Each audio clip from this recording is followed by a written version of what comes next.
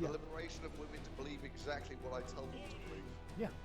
I mean, like you say, the liberation of women as a class, that's inherently Marxist way of looking at the situation. I actually had... But it's not the liberation of women. I mean, the liberation to believe exactly what you're told is not liberation at all. Of course. Because that's an individualist position. Of course not. You know, for her literally to come out and say, well, you know, the choices of individual women don't matter because, you know, that's her saying individualism over collectivism is not correct. In fact, it's the other way around. The collective is more important than the choices of any individual woman, which is terrifying. But you've just been blinded by the sexist system you've grown up in. You've passively accepted it. Just let them dismantle Western civilization, and then you'll see what was wrong with it. Listen and believe. Yeah, why are we objecting?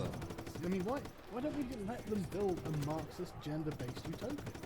It would just be like, I mean, that seems to be one of the things that a lot of these people are moving towards, and it's one of the things that I had some guy take me to task on my own channel about how I linked this to Marxism, and I said that a lot of what they talk about comes from Marxist theory, and he took me to task, and I said, no, this is unequivocally derivative of Marxist theory. Yeah, no, absolutely. You just have to read it and to understand that this has been defined as women as a class, and understand this is where it's stemming from, and that Marxism, in terms of concept and solutions, is not possible. It's utopian. It's deluded. And the thing is, people, I love talking to Marxists because they always like to portray Marxism as some hugely complex and labyrinthine system of thought, but it's actually really simple.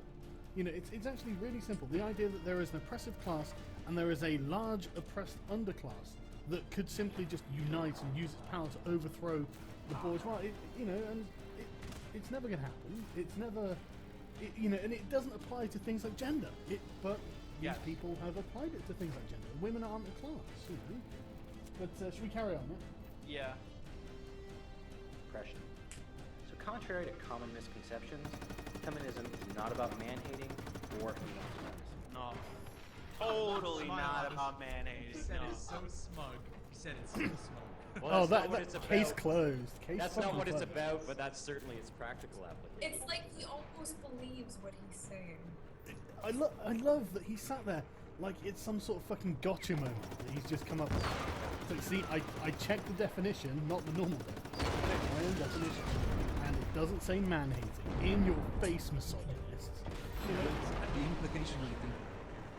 Sorry? It doesn't say anything about man-hating. Exactly, you know, nothing in this dictionary whatsoever. You know, this is seriously. This argument, I think the implication he's trying to put across is that actually all these people practicing this and all these people doing this are good, but really what this point makes is, okay then, these people aren't feminists.